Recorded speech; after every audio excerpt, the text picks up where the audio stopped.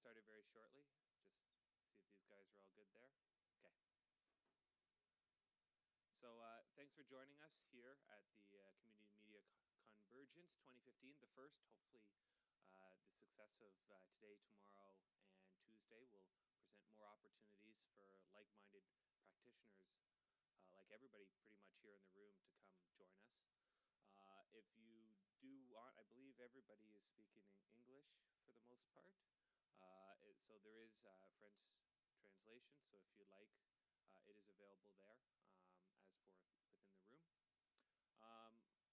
This is the over-the-air panel. We'll be talking about a handful of different areas around different technologies that are being presented in radio and television, a little bit around internet, and some larger discussions. So each of our members here are going to have about 10 minutes to present some of their topics that they're looking at specifically, and we're also going to have an opportunity to do questions as well. When we do questions, just ask that you either stand up and we'll try to get you the microphone, or head there. Present your name and who you're with. That way we have a little bit more background knowledge about you and we can sort of move forward with that. I'll give you a little bit of information about myself. Again, my name is Barry Rook. I'm the Executive Director of the National Campus Community Radio Association. We're based out of Ottawa here.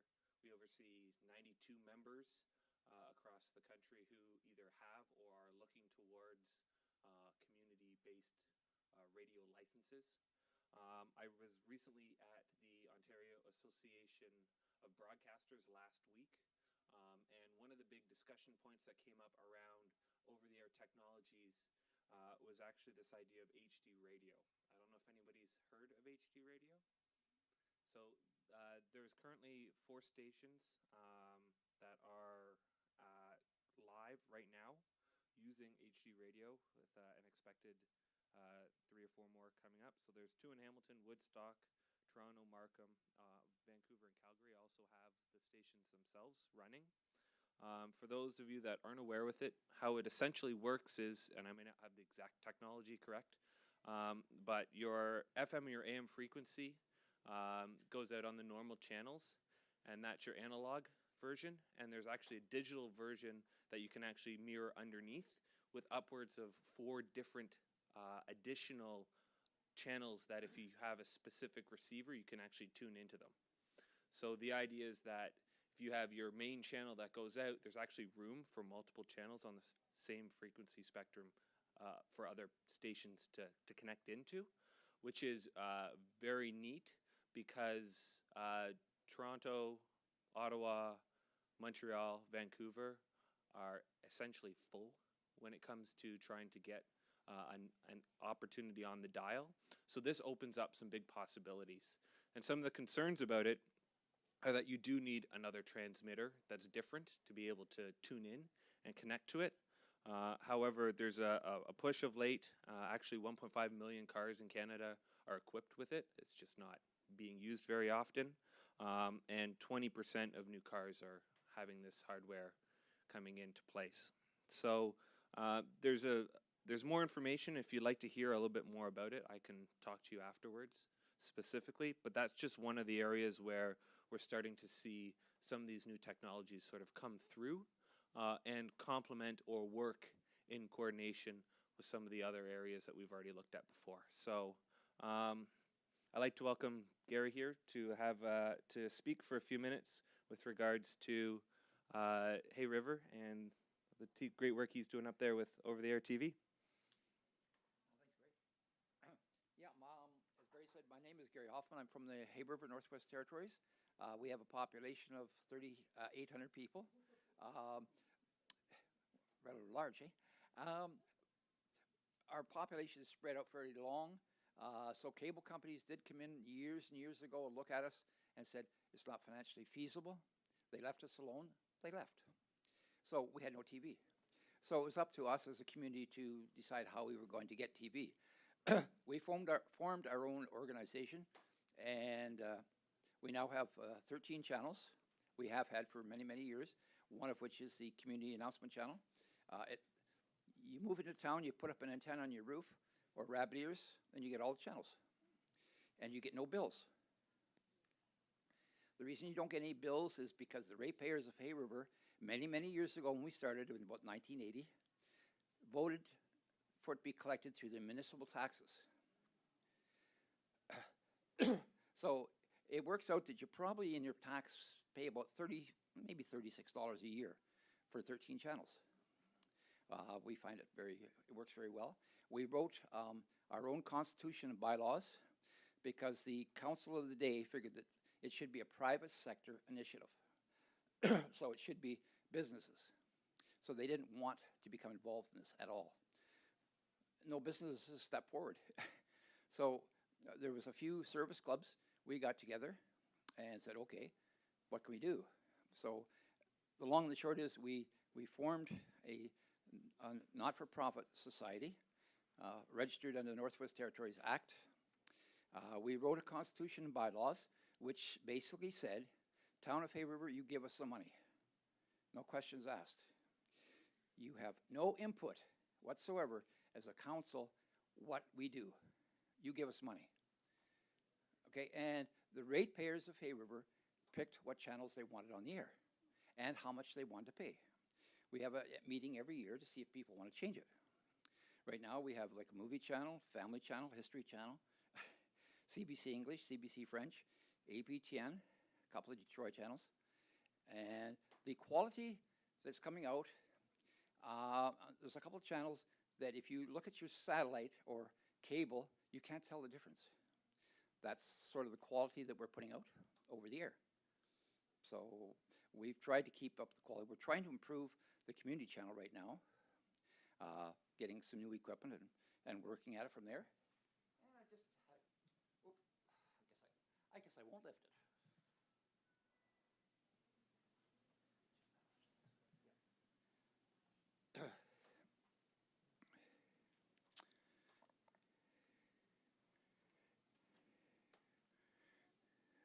Okay.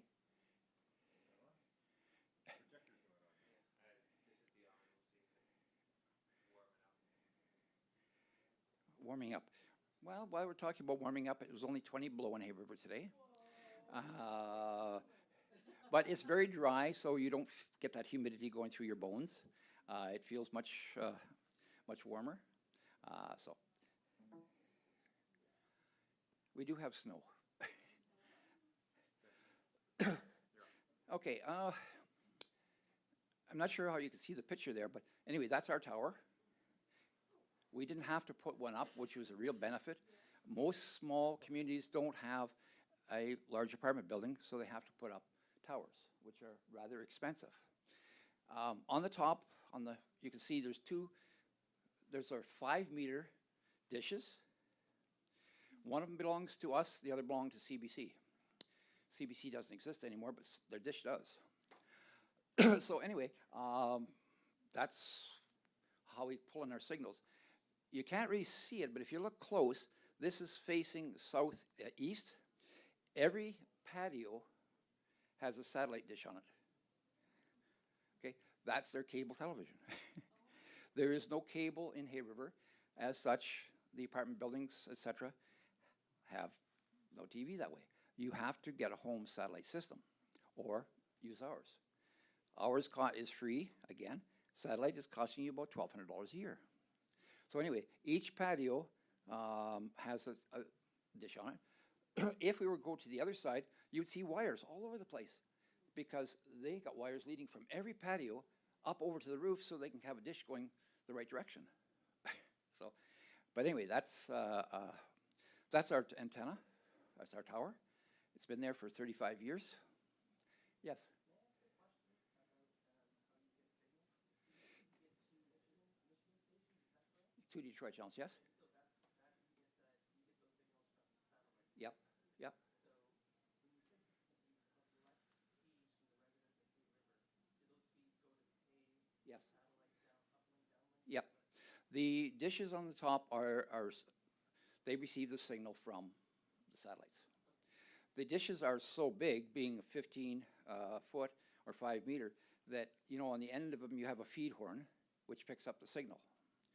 Well, on the end of each one of those, we have 3 feed horns, because the satellites are so close together that we could put 3 feed horns on there and collect the signal from 3 different satellites at the same time.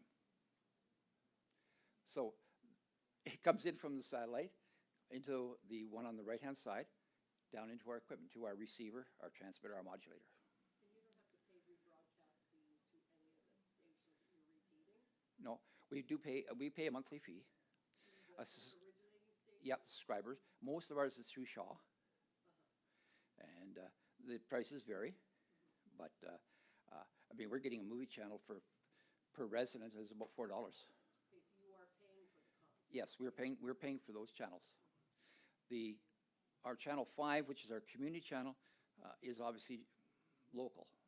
So it only has a transmitter, it doesn't have a receiver, because it's not receiving a signal off of a satellite whatsoever. We do not do any programming. We do not have any cameras or equipment. We leave it up to the individual organizations. We're a means by which if you produce a DVD, we'll air it for you. And what we're finding is that between the hospital, the churches, RCMP, the fire department, they are producing top quality programming on DVDs. And so they give it to us, and we put it on over the air. And now we're one of the ones that are on Bell, 649. That's always a good number, right? Somehow we got 649, and so and it's going across Canada.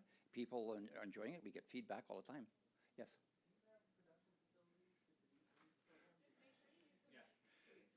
Okay. Okay, how do I change this? Just arrow. Okay. I'll answer your question in just a sec. Okay, if you Google, you'll find Hay River, and there's the airport, and you'll see where it says Hay River, there's a little red dot. Okay, that's the high rise. That's our antenna. Okay, next one. Okay, self-explanatory, sort of. That's our studio. That hose leading up there, that's our air conditioner. On the right-hand side, you see a bingo board. There's a desk, and there's all the TV equipment. So that's it. It's a room about 20 by 20. We have no outside windows. And so, but we do have all the cables leading in. And so what we're doing is we're feeding the portable air conditioning unit out through the same access. And it works. It keeps the equipment runs pretty hot. But that keeps it cool. We run a bingo out of there once a week. Our bingos are live. Yes, we did have to put a proviso on our screen saying that you must be in Hay River to play it. Because when I get a call from Ontario saying, can I play your bingo, I have to say no. But due to the licensing requirements, you have to be in Hay River. But anyway,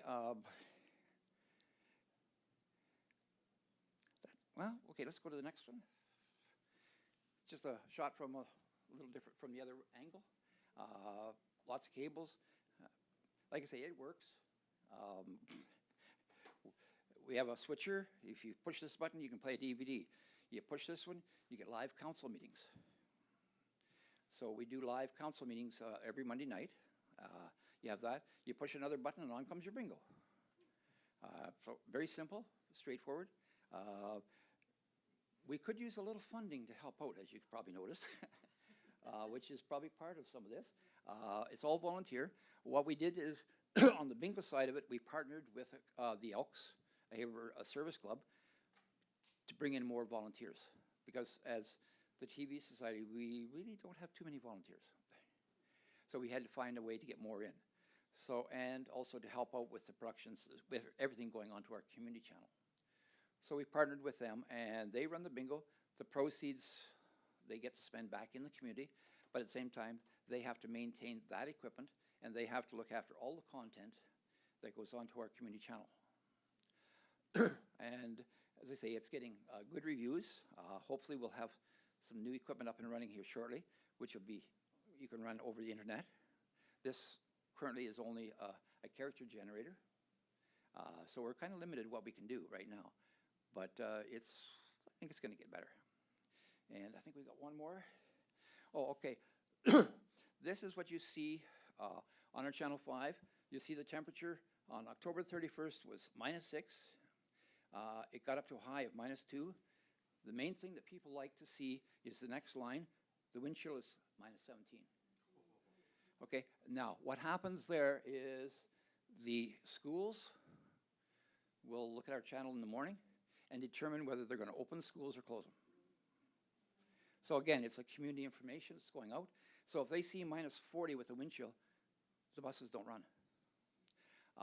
Sewing group, that's just one of the groups that's there. It's all free. We don't charge anything. Maybe go to the next one, please. That was taken a couple of minutes later, and the wind chill has changed just a touch. But on the 18th annual adult health fair, again, that's when you get your flu shots, etc. That's just the type of information that we're currently putting on. So it's all community generated. It keeps the community involved in producing this or giving it to us, and everybody knows what's going on. And the next one, please. The next one's interesting. Do you know what that is? That's the feed horn off of an LNA or an LB. Okay, ravens love it up there. Do you know how big the ravens are up north? The ravens are big birds. For whatever reason, they've been attracted to these things, and they just chew the plastic right off the end of them. And so we do have to replace them, because as soon as they do that, our channel goes down. So, sorry? That is on the end of a satellite dish. You'll see a feed horn. Okay, that's what goes on the end of it that picks up your signals. So when they do this to it, it destroys it. So we do have a few challenges with a few of the animals up there. But anyway, I thought that was kind of interesting. So, but anyway, that was it. Any questions? We'll do questions actually towards Later. the end if we can. That'd be great. So Anyway, that's it. thank you.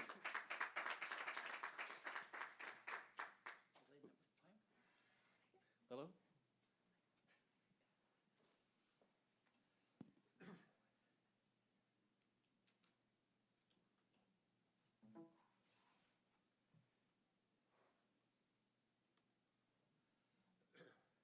Actually, while we have a moment, while you're just setting up there, if there's anything specific for Gary, we can ask.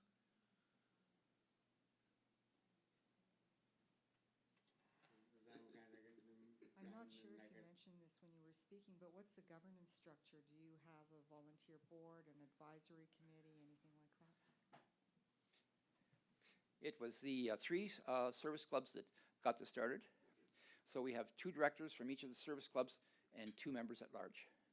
And at our AGM each year, the 2 members at large are elected from the membership. The service clubs may change if they wish, but they control who sits on that board. So it's made up of 8.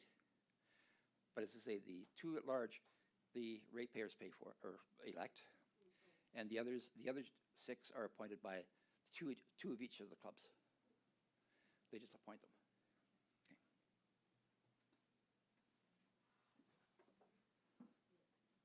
Hi, everyone. My name's Willow Fiddler. I'm from Sandy Lake First Nation, which is a OG Cree community located about 600 kilometers northwest of Thunder Bay. So I'm here to speak to you today about Sandy Lake's very own 93.5 FM radio. Apparently, we use it in a very unique way, which I'm probably not aware of because I'm so used to it. So I had a lot of fun putting this presentation together, and I'm really excited to share it with you. Hello to anyone else out there watching. Hope there's some Sandy Lakers watching, and I hope you guys enjoy it as well. And I'll do my best at the end to answer any questions. So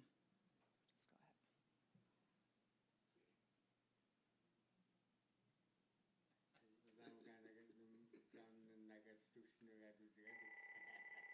Saya main neko gawa skipnan kunosit.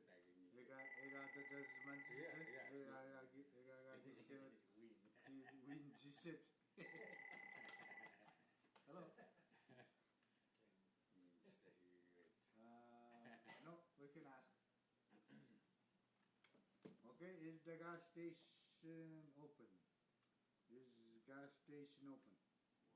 Which one? All of them? Yeah. Which of we do now? Bakuga Box and Walters, I think, yeah. It would not be. Walter's Place, can you phone here? Are you open? Are you open? Oh. Good morning, good morning.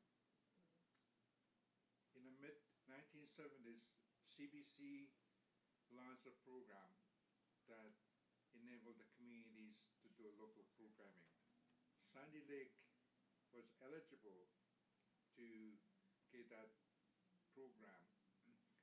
We had a small little cabin somewhere in the community, which was fixed up to accommodate the console and other things that are required to make the inside of the radio station comfortable. Radio was something that was very foreign and quite far away, and people could not imagine what a radio station looked like, or that they themselves could one day be heard on a radio. It was very popular from the beginning. Each morning, especially the elders will get up early, would turn on the radio, and the morning program would come in at 8 o'clock. People in their communities could provide the news and other community events in their community, so that people can have a good sense of what was happening in their homes. It became a very good thing for the community. The way they used it was a little bit different. It was more like a live radio, and any stories that was heard on the radio was live. Either the person came into the radio station to come and tell a story, or they would call in and tell stories. People would be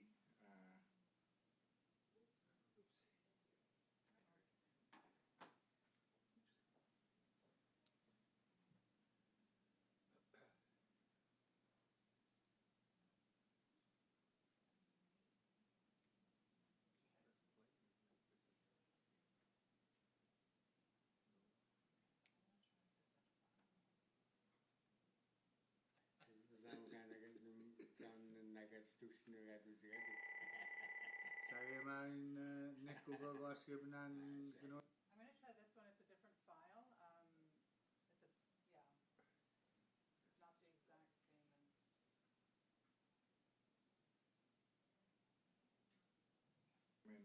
At 8 o'clock. People in their communities could provide the news and other community events in their community, so that people can have a good sense of what was happening in their homes. It became a very good thing for the community. The way they used it was a little bit different. It was more like a live radio, and any stories that was heard on the radio was live. Either the person came into the radio station to come and tell a story, or they would call in and tell stories. People would be phoning to say, so-and-so, please do something. So-and-so, I'm going to go to the store now. I'll meet you there. Or so-and-so, hang up your phone. I've been trying to call you. Or so-and-so, your mother's been waiting for an hour at the junction. You should have been there a long time ago. That kind of stuff. I'm here in the community to teach people to do news programming, and we have a phone call. How do I? You answer. What do I do? What do I do? I pick it up? Yeah. Hello? To call the high school? Marina Wood? Marina Wood, call the high school. Okay, write it down there. All right. Come to the high school. Okay, thank you very much. Bye-bye. Okay, so write it down there. Write it down there. Yeah. Does that happen a lot at this station? Do people... That's how we communicate. That's how you everybody. communicate. Explain that to me. I'm at home, and I needed to get a hold of somebody that I would call here. there's always somebody listening out there. It could be on the road, or it could be at home, it could be at the outside the airport. So I know where Marina Wood is. She's at the airport. So somebody listening on the radio, she might even be listening too at where she's working. So we'll just pass this message on. Marina Wood, please go to the school. It opened up. It opened up the window into the private lives of people, and people didn't have any problems with that. So to broadcast stuff like that was okay in terms of a community standard. That did not infringe on the individual rights of the people.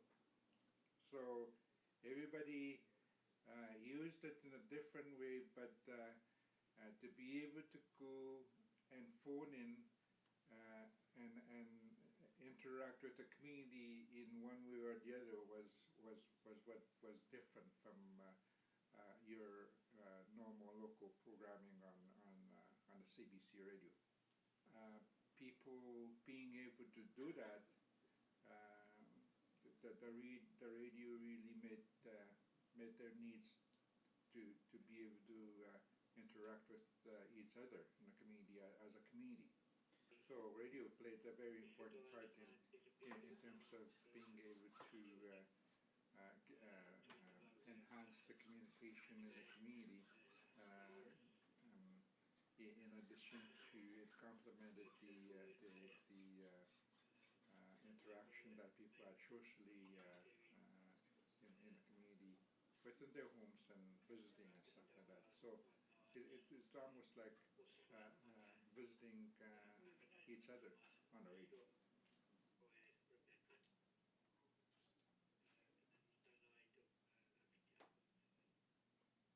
People, I don't think, would ever be able to live without it if all of a sudden, if the radio station ceased to exist.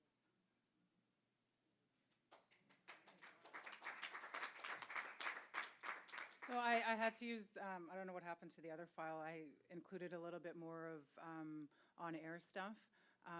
So I mean, there's a lot of different uses for the radio, but I think, and judging from your guys' reactions, I mean, the way that it's used as kind of a live on-air message board announcement system is amusing to a lot of people, but that's the way it's been since radio started in Sandy Lake in the 70s, and it works well. People rely on it. It's in almost everyone's home. In fact, it probably is in everybody's home. And even with modern technology, with cell phone service, social media, internet, and stuff like that, it still has maintained and still serves as the primary source of communication for Sandy Lake. So there's a lot of other things that go on at the radio station. I mean, there's different programs in the community that have their own shows. So the health department or the health program will come in and talk about what's going on in their program every week. There's religious programming, so the churches will come in and sing for an hour each on Sundays. And a lot of the other programming is very much family oriented. I'm sorry that I couldn't play the other clip, because it's Saturday mornings are a popular time on the radio, and it's a time where there's this one family in particular in the community that goes in and does the radio for a few hours in the morning. So it's very much a family affair, and it really kind of reinforces what the community values are in Sandy Lake. So, you know, in that sense, it really serves its purpose. So, okay.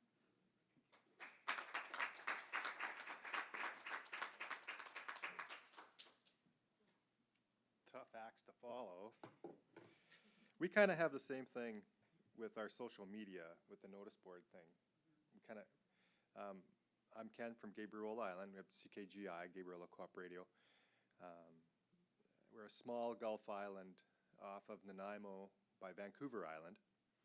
And we kind of do the same thing, but with Facebook. We have like the largest Facebook group. And people like, it's very late. You kind of post on like that. So we kind of use that same tradition of community communication. Not as cool as that, but still fun. Let me just get the right presentation here.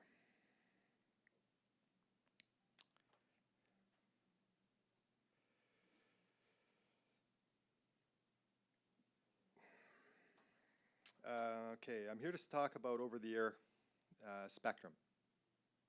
And I'm here to tell you that over-the-air spectrum is important, yes, but let's keep our eye on bandwidth. Let's look especially at uploading speeds for community programmers. What's of particular importance to our model, how we're looking at doing community radio, is a distributed model. And that's where the station is really a coffee shop, if you will, and programming is done mainly from people's homes. As a matter of fact, most of the programming is produced independently by artists that do their own show in their own kitchen, and then it's uploaded and as a playlist. Some of the constraints are if we want to do it live, we have to kind of be careful what time of day to do it live, because upload speeds are not as good as download speeds, if you ever measure it. Digital audio broadcasting, I'm going to start talking about spectrum, and then I'm going to tell you a bunch about myself, and build up my credibility, and I'm going to give you an opinion so you know where I'm coming from, and then you can shut down my opinion or agree with it. Digital audio broadcasting failed in Canada because of the lack of receivers. That's DAB. And there was a couple of them. They were very expensive. One is now at a yard sale in Vancouver, and the other's in an attic in Toronto. And that's an old joke. I got that from a CAB guy. The L band, which is DAB, is a really big chunk of real estate. It's important. It's like beachfront property. It's it's got lots of throughput. The L band, which in Canada was planned for use with DAB, was a failed experiment. The regulating agency in Canada was Industry Canada, and they've now posted a moratorium on its use and decided to wait until the World Radio Telecommunications Conference in 2015. No, that's now. So that just happened. So in November in Europe, people were talking to each other about what to do about this. A particular concern for Industry Canada is the Toronto-Ottawa corridor, where it's very close to the United States. So they're trying to fine-tune out how not to interfere with US DAB use of the L band. The plan is upon us. So the things that are happening with it, the decisions that are being made with this big chunk of prime real estate are going on now, and it's happening at a very confusing manner. I mean, I've read the documents, and it's very difficult to kind of understand what's happening. Currently, I can see 1452 to 1492 megahertz, which is like 1.4 gigahertz, is proposed for flexible use. So that's fixed, mobile, and broadcasting. So I have a chart, but I don't want to get into that. It just basically says that. So I can shed some light here a little bit on what's happening with this big chunk of over-the-air spectrum, but to what avail? So what? So what, we get a chunk of that. What are we going to do with it? We don't make the receivers. We don't control the receivers. I mean, we have no way to actually build receivers to receive these signals. So why are we chasing spectrum? We're kind of like chasing our own tail. We can't really do anything with it once we caught it.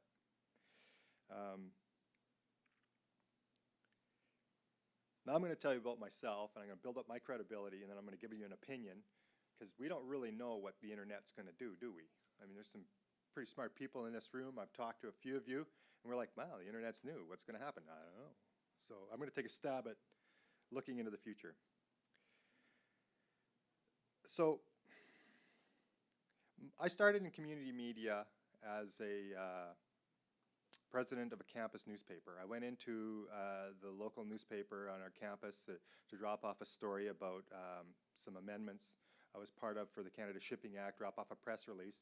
Next thing I know, myself and a bunch of my friends are on the board, and now I'm hooked. I'm into community media. I'm sucked in. They got me hook, line, and sinker. For some reason, I caused the student union to fail. I had their funding removed. And so, like, I had to run as their finance guy to get their money back and stuff. So anyway, that's sort of what happened with me in student media and student politics. Anyway, they made me quit the student union to go back to work for the or for the community newspaper, for the campus newspaper. So I'm back at the campus newspaper. Now, the Navigator newspaper was an interesting place to be in the early 90s.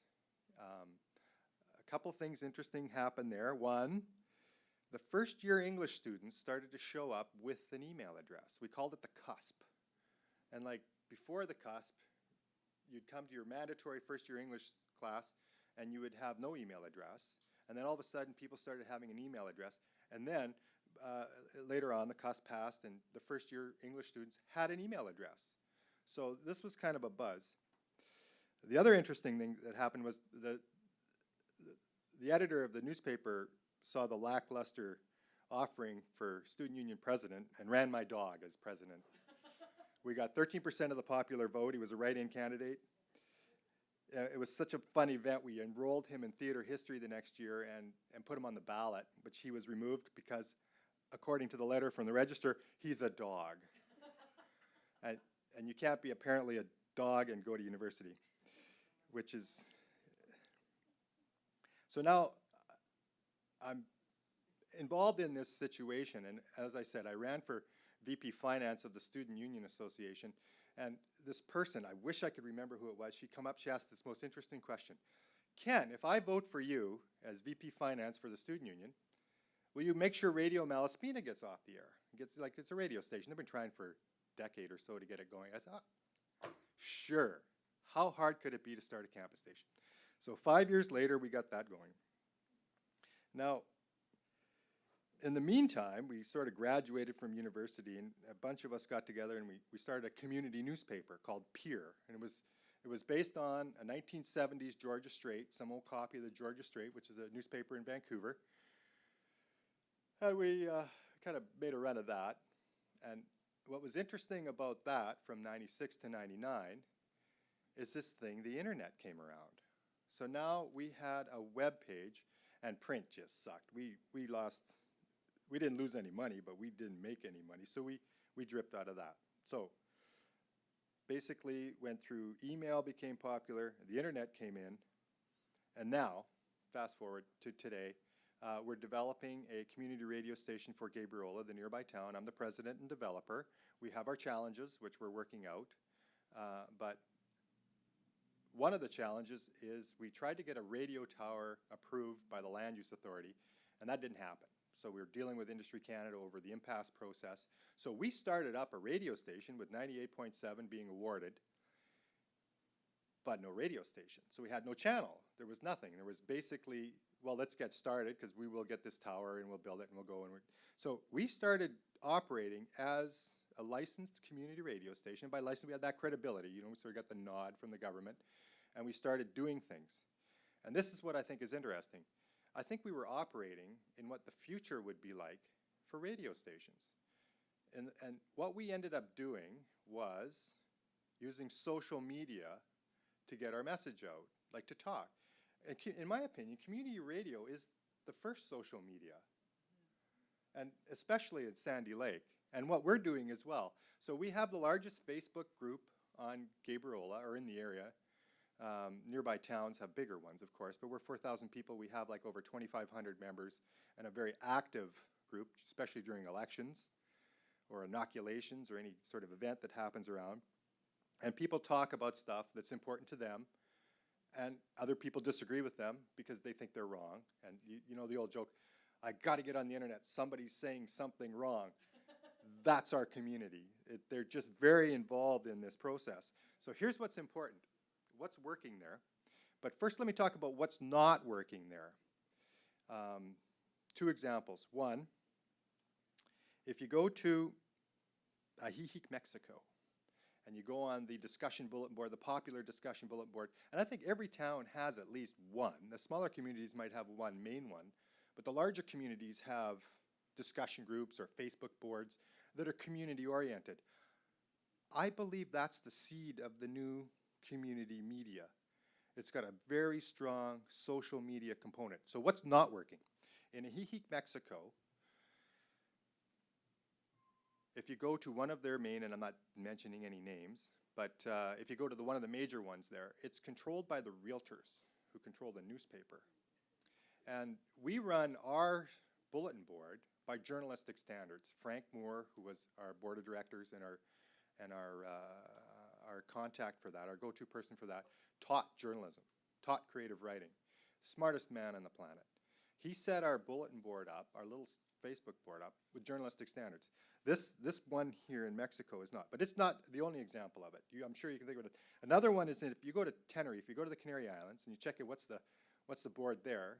They've got a Facebook group this time, and it's run by I'm not sure who. And I offered to help them out a little bit. They were having some problems. They're getting kind of like sued or reported to Facebook for operating salacious. They've got their problems. They're running advertising on their thing, but they won't let anybody else advertise. So they're knocking people off and blocking. They're not running by journalistic standards. So I think what sets social media apart is a couple of things. One, you have to have a community element deciding on who manages it. Not just a bunch of guys get together and make a website. It has to have a community element. And then two, it should have some journalistic standard. It should be fair, or it should be unfair. At least let's know if it's unfair. So I prefer it to be fair. Of course, we run fair. But let's set some guidelines up for how it operates. So I feel our approach to community engagement is proper. When we set it up, the people that operate our social media group, our Facebook group, have an arm's length arrangement from the board of directors. The board of directors can appoint them and fire them, but they can't really tell them what to do, which is kind of how we wanted to set up our programming model. And they operate by guidelines. And we have almost similar guidelines to what the CRTC requires for how you would operate a media concern. It's an open set of guidelines for the group. Oversight comes from an elected board of directors responsible to the membership. The membership is made up of the community. We moderate lightly and swiftly. Libel, of course, is the most concerned. We have open guidelines, open discussion, responsible journalism, and delivery of local content. For example, is the ferry late? Margie, come to the school. Not Margie, but we had that sort of same thing. Somebody was supposed to go to the school. It's so weird. I guess these are what's really important to people, their kids, and interfacing with the education system. So I'm going to wrap up here now by saying I'm very knowledgeable on the subject of media and community media because I've done it for so long. I've got this opinion that because of the situation we were put in of not having the headache of running an FM band radio station, we were able to excel in this social media area. And I believe that's what the future is going to hold for community media. And I believe it's going to hold three elements: a text, which is print, a radio audio element, which we're doing now. We're producing programming. We've even got a star. We had Keith, never met him. Great show, love his show. Autonomous, Keith, some guy. We have other programmers that do shows. They upload them regularly.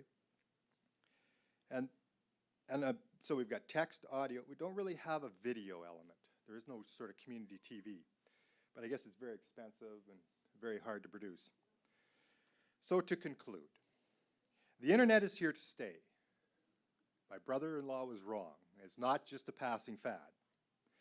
We must provide a service that is text, audio, and video-based in a fashion that is accessible to our community, that is, in a fashion they want. Spectrum is still important, but let's keep our eyes on bandwidth. Thank you for listening to me today.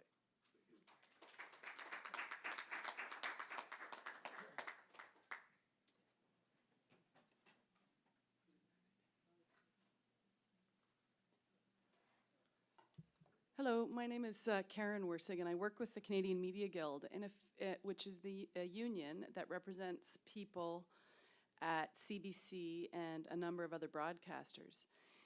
And a few years ago, we heard that CBC wanted to shut down its network of transmitters across the country. And we have members working in transmission, and so they came to us and they were like, you know, this will mean a lot less access to free CBC programming across the country if the television transmitters come down, and then that might be a bad sign for radio. And it's not something that we as a union had really ever thought about before, but we started researching the problem or researching the issue and realized that it would have a massive impact on public access to programming across the country. So the research we did, we delivered to the CRTC. The CRTC didn't really listen very carefully. The broadcasters were opposed to what we were trying to do, which is to keep transmitters going, including the CBC was opposed to what we were proposing. And so, unfortunately, about nearly 1,000 communities no longer have access to a free television signal in the country anymore. And that means that in order to even watch your public broadcaster, you have to pay for a cable or satellite or IPTV subscription in like 1,000 communities across the country. And so that's to me, that's a problem. We did a lot of research, we did a lot of thinking about this.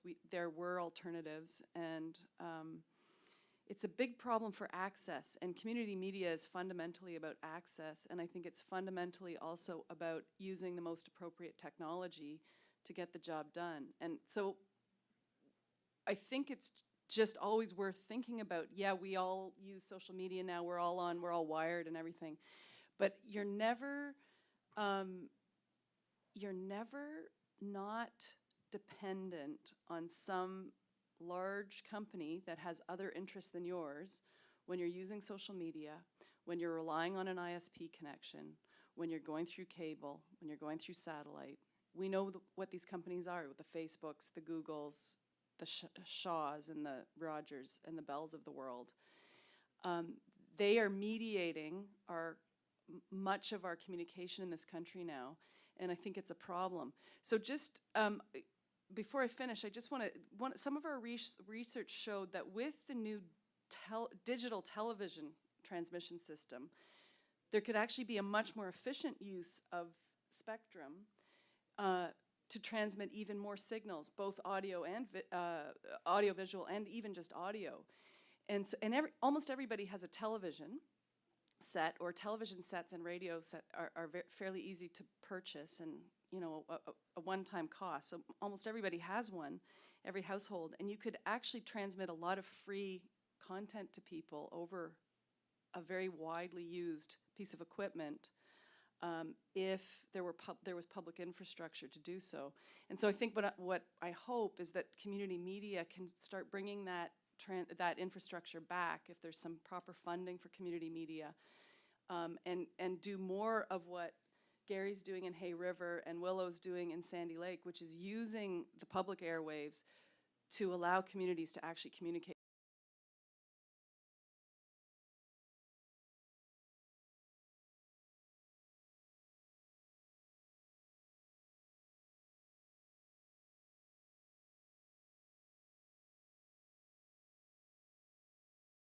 Facebook to call the school. I mean, if a radio signal, you put it out once, it's captured in all the households. They use a phone to call in to say, here's Martha's over here, we'll tell her to go to the school. Then that transmits over the air. It's a very efficient use of public airwaves, actually, to do it that way. And it clearly is efficient to the people who use it. It's very effective to the people who use it. So I think my plea maybe is a bit of the opposite of Ken's, which is we should also go back to trying to figure out how to use appropriate technology that we control, that's not controlled by Facebook or Bell or Rogers, and not let that go. That's my plea. And I can tell you a lot about the research we did and about multiplexing, which I think is also partly what you were talking about when it comes to digital radio, right? But in fact, you don't need a digital. We could give up that spectrum tomorrow, the radio spectrum, and simply use over-the-air television signals, sub-channels, to transmit audio. In fact, I wish they would do that. Hamilton is one of the places where they can't get a new radio signal. And I know they have a new digital audio signal there, but nobody has the receiver, right? That's the problem. Nobody can pick it up.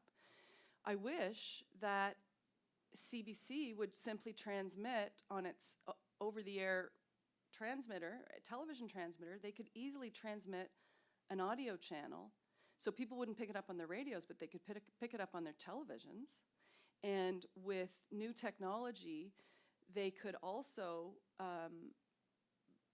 transmit to mobile devices, and we could have, you know, our phones could be equipped, with FM, and I think we'll talk about this more later if there's some discussion afterwards, but our phones should be equipped with FM receivers, and our phones should actually be equipped with digital over-the-air receivers so that we can receive audiovisual content without having to pay Rogers or Bell or TELUS for a data plan. So these are all things we could do that would make programming and content and communication more accessible and less mediated. And I think we should look into doing that. So that's my plea. I just want to respond to the point about Facebook, an American company controlling our social media in Canada, which I have a concern about. I see Facebook as like a short-term thing. I mean, eventually, if you look at how the telephone rolled out in Canada, which was a social media, telephone's a social media, we agree with that? Okay, so how telephone rolled out, it was kind of Ma Bell. I see, like Ma Bell is Facebook. And eventually it's going to break up and it'll be an integration of protocols so that we'll actually have where, you know, everybody has their own version of a social media-like application and everything will work together. So you'll be able to see somebody else's preferences or whatever information they receive or permit you to see, even though it's in, say, Facebook or a Facebook-like app, and you're in your open source app, those two will eventually communicate, much like the way telephone rolled out. I'm just going to back up and say why I think that. One of the things I was doing when I was at university was taking a lot of media studies courses. And I think that history and media studies have one thing in common. They kind of repeat itself. That's another opinion. But I do see the day when Facebook will become like vanilla paper and you'll be able to interface with that content, your own content, in whatever app. So to address the concern about Facebook controlling a social media, I think Facebook's just a short-term sort of application that we're kind of growing with now. And once it matures, it'll become a commodity like the telephone is. And everybody can have their own access to it. Thank you, everyone. We'll get to questions very shortly. Again, when you ask a question, if you could stand just to be aware and let us know who you are and maybe a touch about where you're from to give us some more context to it. Just to circle around, because we came across this before we started, there is a push and a move right now in the States that they've been successful to actually, everybody that's got one of these smartphones has an FM chip in the phone, it's just not on. And part of the reason it's not on is because those people that have the ability to sell the data plans don't want it on, right? Pay for your streaming fees and so on. So it's something that is become aware of, and as a result, our association is looking to put forth a campaign, and I know a whole bunch of people within Ontario as well are looking to do the same. So this is going to be a rallying point for an option for free FM, which has always been free if you have the ability. Well, you have it in your phone. We just have to get it turned on. So there's a sort of a rallying call around that you'll see new push for in 2016. And to my knowledge, it very similar around the TV signals and so on. A lot of chips are available in the phones for the over-the-air free TV, also not on. I believe BlackBerry had them on at one point, and that was really about it, but they were never utilized and never be made aware of. So, questions again? I think I had one in the back there. I'll, again, microphone here so we can translate. I'm sure pretty clear. They'll hear me. Okay, no problem.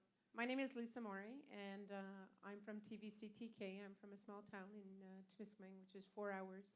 Took me 6 because of a snowstorm, so I relate with you. I just want to make a little statement. You have a strong fact. I'm actually presenting at 3:30 for multi-language. You have a very, very strong case when you say Facebook has taken over. We relied on a lot of the funding that came in was government. 1, 2 was from our local businesses. And with Facebook being out there, the social network of the world as we all know it, events are being put out there instead of being passed through where they normally were with the community channel. So In the past, we were very successful with our funds. I almost said it in French, sorry, because I am bilingual. But right now, we struggle to keep our fundings going. We are continuously going after businesses, or I'm a go-getter. I mean, 6 years ago, we would put the key in our community channel door, and I wouldn't allow it. And it's been running since 1988. And let me tell you, we've turned it around, but it's very, very difficult when you have high competition out there, as we speak, out there. And being from a small community, and again, I can relate, sorry, I wrote your name down. I can relate with you because you had a population of 3,800. Well, we're 3,200. So it's even more difficult when you don't come from a huge city. You've got to really work hard to get the funding to keep and maintain your community channel doors open. So I sympathize with what you're saying.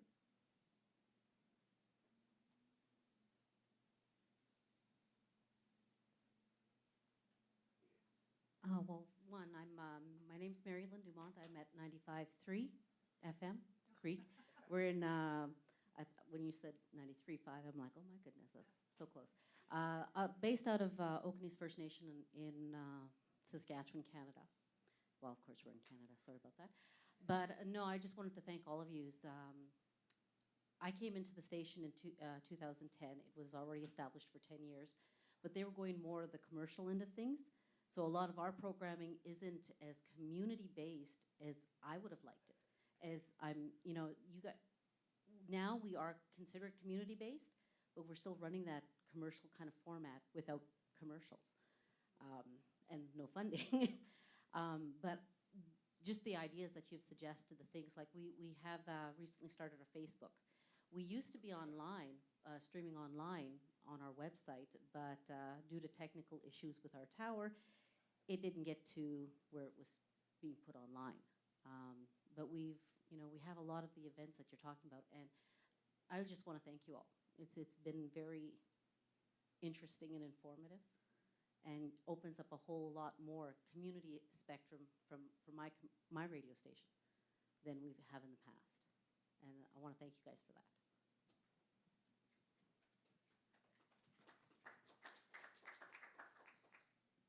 Hi, I'm Victoria Fenner, and I am the executive producer of the Rabble Podcast Network, basically radio shows on the internet. And I love my work with Rabble, but I'm a longtime radio head from way, way, way, way back. So it's like I always keep an involvement in both of them. My question is, I am still frequently asked by people who are thinking, oh, we want a radio station for our community. I'm frequently asked, what is the value of putting an FM station on the air, the cost of putting an FM station on the air, or is internet radio the most viable way to go? And so I'm wondering, from a cost perspective as well, and the availability of frequencies, and what I usually say is, it would be great if you could put an FM station on the air, but especially in really, really crowded areas where there isn't frequency available, it can get really expensive. So I'm just wondering, I'd like some ideas about people about why FM these days. We just went through it. I mean, we just went through it. The engineering costs were higher than average. 13,000. But we got a great guy. I mean, he's retired now, but he's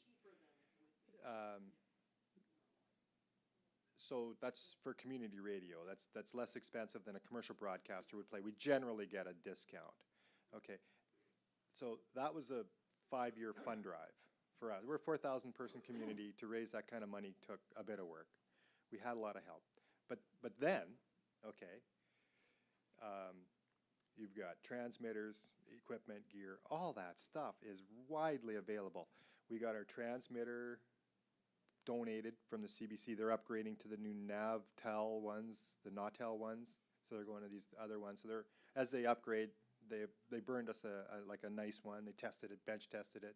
So we got a really nice rock solid transmitter. The cable is reasonably inexpensive. The antenna was a professional class antenna, can be $100 or it can be $3,500. You go by your budget. We're with the shed the shed, the CBC is closing down transmission facilities. We got a CBC television transmitting shed for basically the price to haul it down from Sayward. So we have basically got everything we need right now to broadcast 60 watts at 98.7, and 60 watts is protected, right? So somebody can't infringe on it. I mean, we're just held up with regulatory issues around the tower site. So all the other gear, the microphones, all that stuff was donated. I mean, we had no problem with $400 for a microphone. We got some really nice studio mics. I mean, we've got stuff. We're in a lousy terrain. Gabriola is shaped like a saddle with a high point at each end, so you really can't do anything with it. It's going to be a haphazard thing. So we've been operating as an internet broadcaster for well over 4 years now. Hits, downloads in excess of 10,000. I mean, probably 20,000 now. We're the largest Facebook group on the island, large social media presence. There is no model that's going to sustain internet radio. There's no way that we can keep this going, or probably want to keep it going, without over the air. If you can't get it in your truck, is it radio? So a couple of the issues are why we started this was to be able to provide, in event of a wildfire, a way to to evacuate the community, because what radio station do you listen to? When has the most current information? A wildfire evacuation on a Gulf island is a big consideration. And last year the smoke was so thick on Gabriola you couldn't see 10 feet out your window. So it's a very big issue. FM is totally a viable thing. I mean, you really can't compare it. Now look at your medium, your community print, your community TV, and your community radio. And then your price per message. Radio is the least expensive media for a community to afford. It's the least expensive media for a community to operate. Print's very expensive. I've done print for 6 years. Print's expensive. Delivery is terrible. Television, cheap. Television's cheap, right? TV's cheap. Not as cheap as radio, because you don't need lighting. So yes, what about the shortage of frequencies, like in areas like you're close to Vancouver? Okay, So, well, and other communities, especially Southern Ontario, Montreal area, major urban areas. I mean, what are the costs for putting on an FM station in where there are frequencies available, but they're really in short supply? We've got or the one. non-existent? We got the last one that okay. Out of all the channels that you can use from Gabriola, we got the last one. And it's been opened up. Industry Canada is opening up third adjacent interference. So they are allowing bend the rules. Well, they're changing the rules so you can change them a little bit, so you can shoehorn in channels like ours. We're in the shadow of a giant. So because of intervening topography, we're first adjacent to a 100,000 watt station within their contour. We're in the shadow of a giant. That's exactly what we are. The intervening topography stops Rogers Broadcasting from coming towards Gabriola, so we can broadcast in there, and it protects them from us. So find the best engineer you can find and give them the money they need, and then go to work. And if there isn't anything, in our particular instance, we're looking at a third adjacent channel that we would have to co-locate in Nanaimo. That's the other channel that's available. Both the tower and the third adjacent channel are controlled by Jimmy Pattison. So you're going to have to be friends with the commercial broadcast sector if you want to find a shoehorn that fits for your community. But to answer your question directly, FM's worth it. Because the internet radio thing, I can't see a business. I got a degree in business, and we're trying. And, we're not making any money at it. Now, he was suggesting a lot of the secondhand equipment that you can get. I can tell you that my station, our main transmitter went down. And when I came on in 2010, we were working on a secondhand one. We're now on our third secondhand transmitter, and Thursday, it went down. So when you go secondhand, you also inherit the problems. Financing a new one, because a lot of the parts are coming out of the States. The last quote that I got for a new transmitter is $95,000. For how many watts? We run 50,000. Yeah, that's what our license was for, was 50,000 watts. And that's just the transmitter. Our maestros, which run our computer programs and programs, they were $20,000 a couple years ago. We have been running into technical difficulty, and we don't have any outside funding. Commercials are non-existent with us pretty much, and I can go into that, but it kind of gets a little long. But like I said, and that's not including the cost of the tower, which actually, my house was built first, and then the tower 10 years ago, and I can't get away from the signal regardless of whether our tower goes down or not. But the tower, I think, was about 120 to build. And our technician is retired, and he gives us this great deal, but he still has bills too. But that's just a closer idea. And as for 95.3, there's somewhere in BC, there's another radio station that has 95.3, but we're far enough apart that we can use the signals. So it depends on where you're located and where the other signal's at. In Saskatchewan. Yep. Does anyone else have any other questions? We're sort of getting closer to the end of our time. Just for reference sake, the HD radio costs are about $28,000 US to set up HD radio underneath your FM frequency, if anyone's, or AM frequency, if you're interested in that knowledge as well. So yes, costs still they're still up there, right? So the new technological solutions do obviously cost some. Members of the NCRA, we have about 10 or so that are straight online, internet-based. Some have budgets of $250,000. And that's because they're connected with a university, so they're getting funding from the students to create content specifically for the students. And some of them are very interested in moving towards FM and are excited for those opportunities. Others have no interest, and it all comes back down to those different geographical situation and locations that you're dealing with. Is what is the best opportunity for it all, and what's the best way to deliver the content and the messages that you have to that community that you represent. So I think we're quite close to our time. Actually, we still have a few minutes, but does anyone have any other questions? 1 second, yeah. Has anybody had any problems with signal protection for like low power, or if a commercial entity wanted to come and bump you? No. So the question was, has anyone here had issues with signal power and protecting where they're at?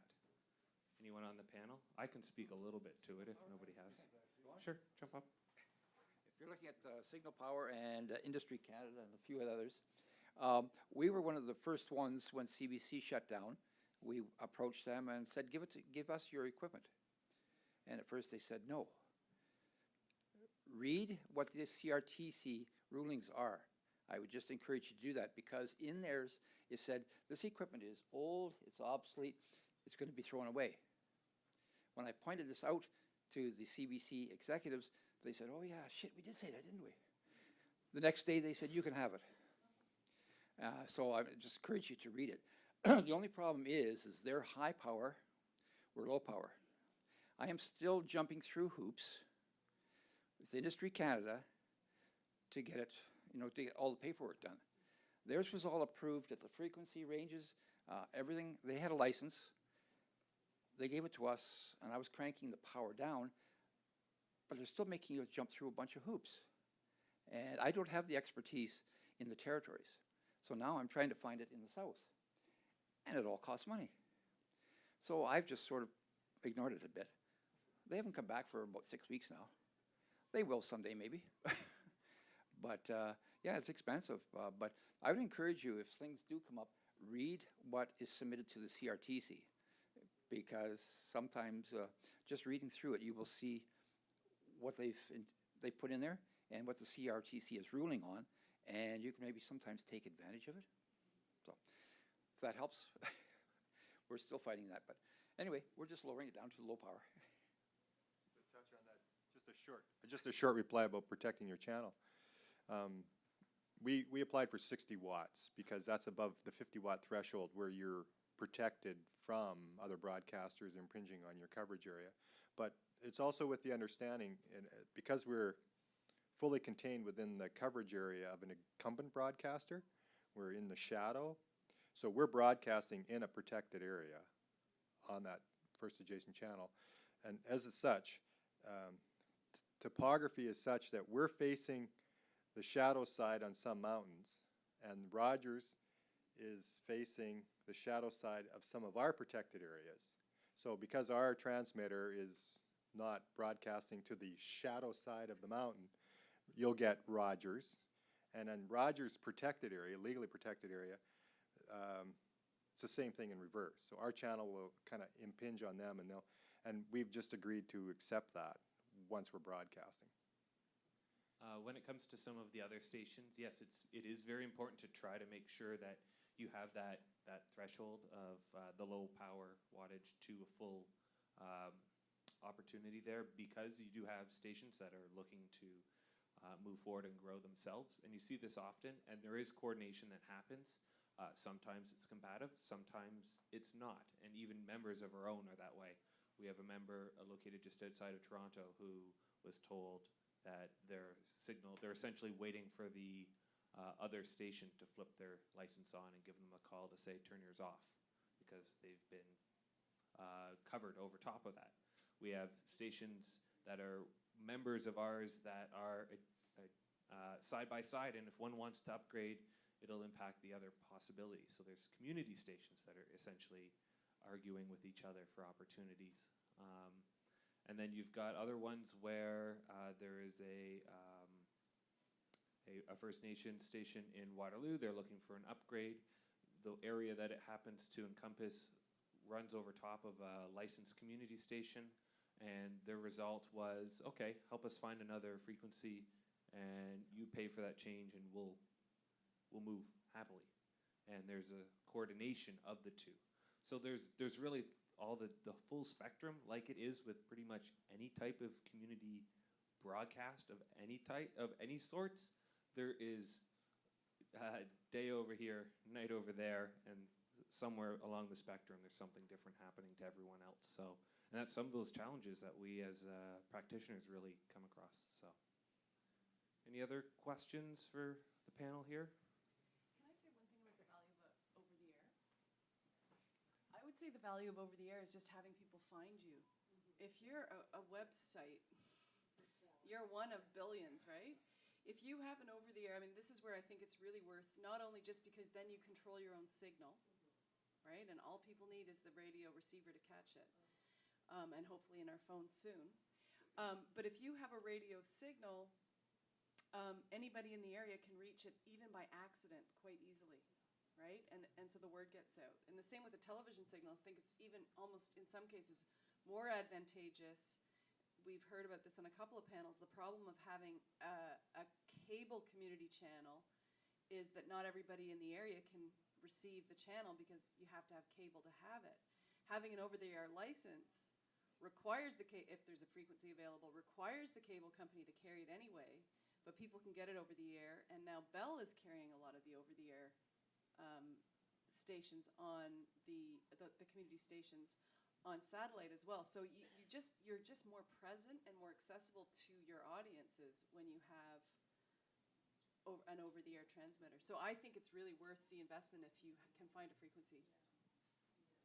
Well, I think we'll wrap up with that. Just as a reminder, there's one more session today. There's also a tour of one of the radio stations, so if you're interested in that, that's available. Tomorrow's another session day very similar to this, where you're going to get very unique content in different sections, so plan out your day accordingly.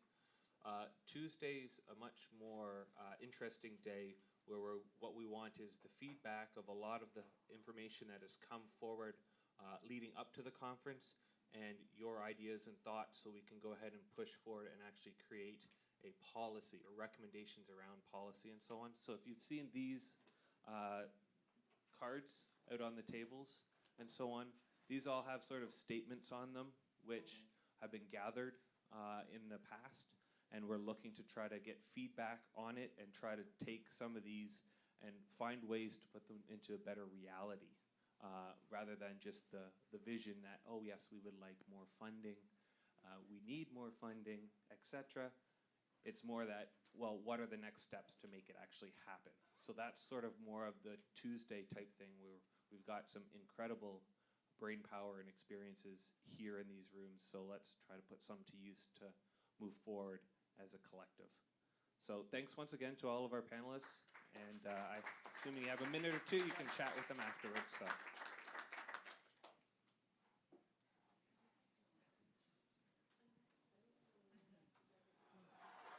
Well, good meeting, good one.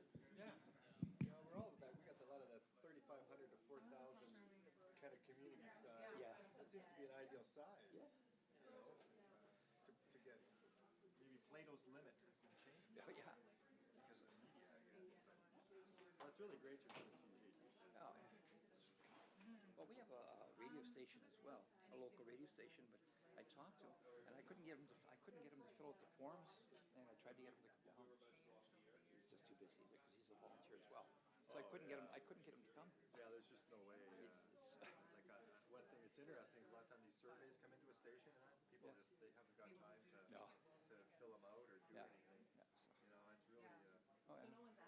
run off your feet. Do the volunteer work. The number of volunteers are dropping too every day. Oh, that's hard. Yep.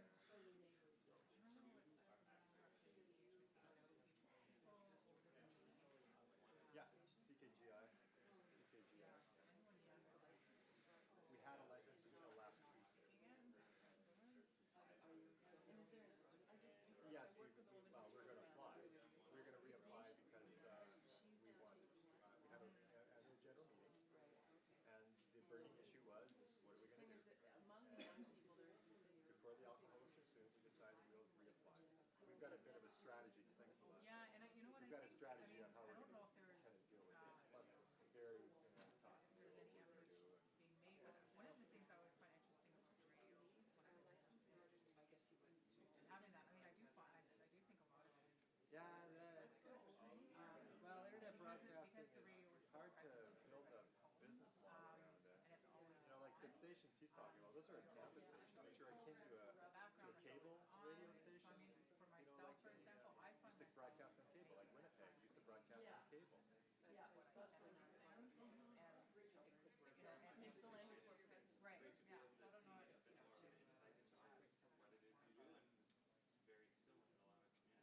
So I don't know if, Well, not everybody has internet receivers that you can listen to for free. Like if I'm going to consume media, do I want to pay my cell phone provider to send me I guess that's true. I never heard my radio service? That's why the FM chip's important. And of course, It costs you money to listen to. Yeah, because you're paying for a data download, right? So you say, well, why can't you listen to the wireless Wi-Fi? Well, I'm on 5 acres, so I can get to the outside of my house. And then after that, the Wi-Fi drops off. So why don't you get a repeater? Well, no, you get a repeater. So for the kids who just aren't using their computers, do people have good data plans, or is it? You're not quite as mobile. No. You're not as mobile. You're tied to a desk, or you're paying for a cell phone download, which is expensive. It's really, it's quite a maze, isn't it? It's a really fascinating process trying to figure out what can work. FM works. Yeah. FM. It is expensive. Well, yeah. I mean, we took 5 years to raise the money for the 13,000 for the engineer. We did it. We don't want to do it again. We're going to try to see if we can get around it. You're lucky because you get a lot of, so if you're a drive, Ontario is great. Right. Yeah, well, like our computers are Which is, I mean, yeah. 4 years old now, which is making them pretty well the end of their useful life. So we're going to get 1 year out of them and they're gone. The transmitter should be good for 3 years. So we, once we're out, we've got 3 years on that. Yeah, We're going to they use fundraise this for a for new everything. Nautel. This new Nautel. Yeah, young people. The rest of the gear is new. Play their music. So there's computers and the transmitter. Musicians on their time. Okay, so you do fundraising. We have been, yeah. Well, we've got, well, we just fundraised. Well, it was kind of interesting because the musicians latched onto us, and they decided we were going to be their for 3 years or so, they would write music, they would premiere it at our fundraiser, we'd sell out, we would raise thousands. I mean, they've moved on now to the next good cause, but we were able to make a go of it and raise the money to pay for the engineering and to get the operating money. So they, you know, they helped us. We raised enough money, and then they moved on.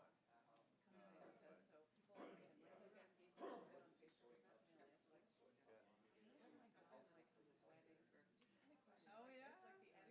On Gabriola. This if they miss a few shows and they have to repeat. Or They get messages from across the country, like, we've already seen that Galliano episode now. We need new. or Oh, something. that's funny.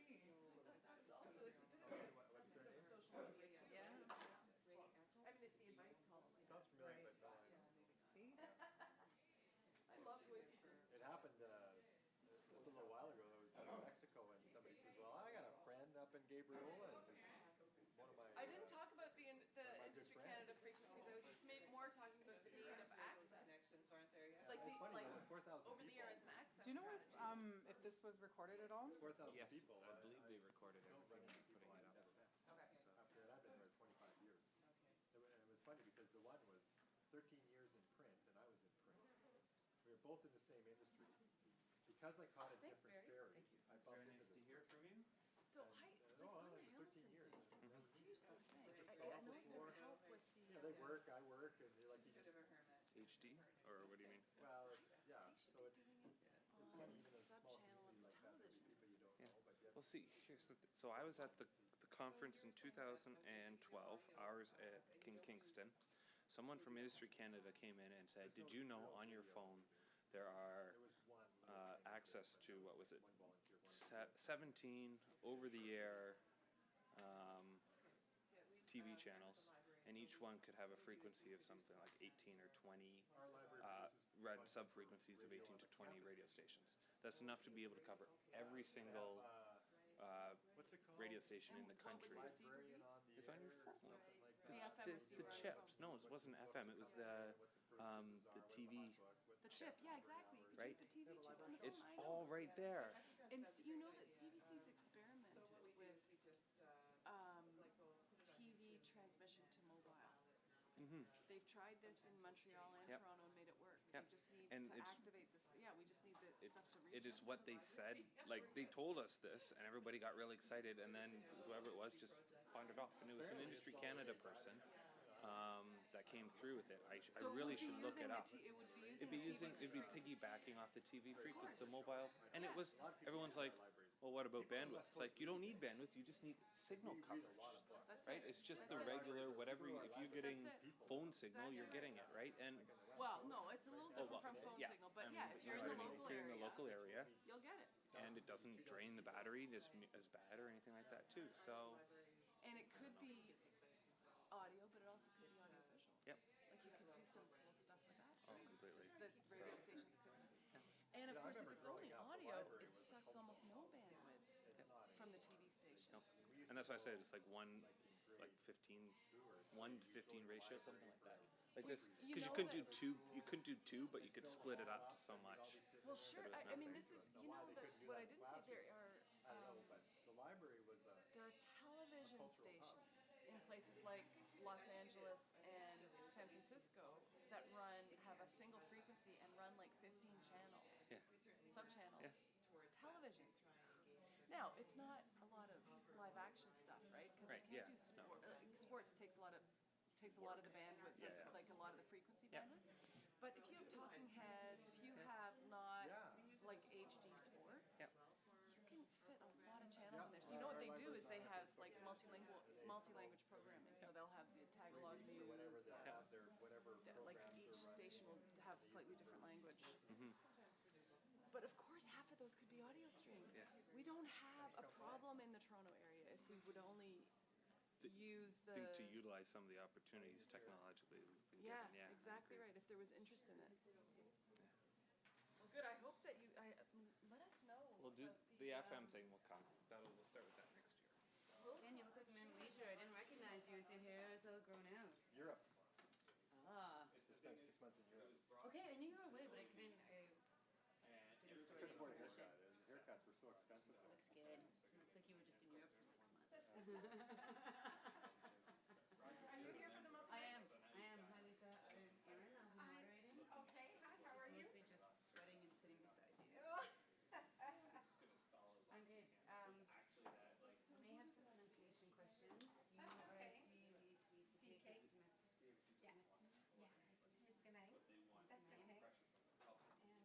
And I have a game too, so we have a laptop here, yes? I have my laptop, but I'm not sure that they have the right in for me. Oh, but there's a laptop here. You're right. Okay, that's what I thought. Okay, Lisa. So executive site committee who have gone to Yep, that's me. president of local community council for 6 years, a member of the board of directors for 10.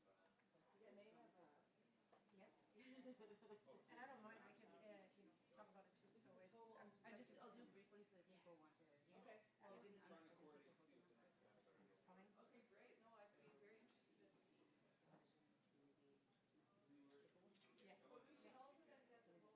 Yes.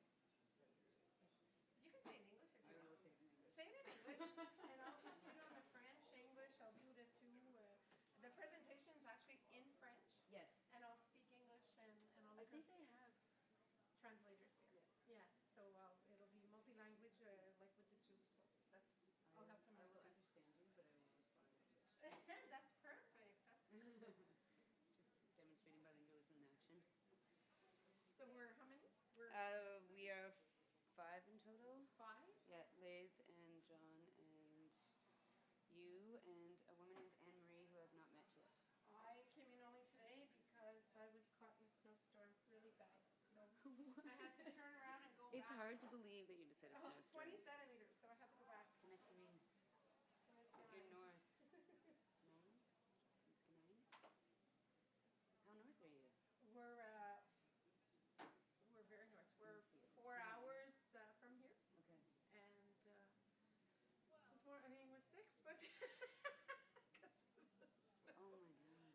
yeah, it's 4 hours. But no, it's actually And pretty. you're not driving back tonight? No, I'm actually staying here till Tuesday. Okay, until good. it's done. Yeah, so the snow melts. Yeah, no, I'm an avid snowmobiler. I guess if you don't love the snow when you're up there, you shouldn't be up there, maybe?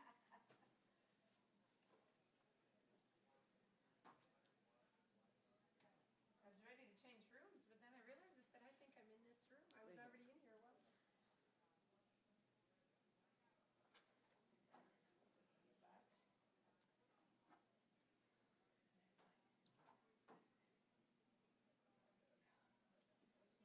Yeah, I'm loving this. This is great.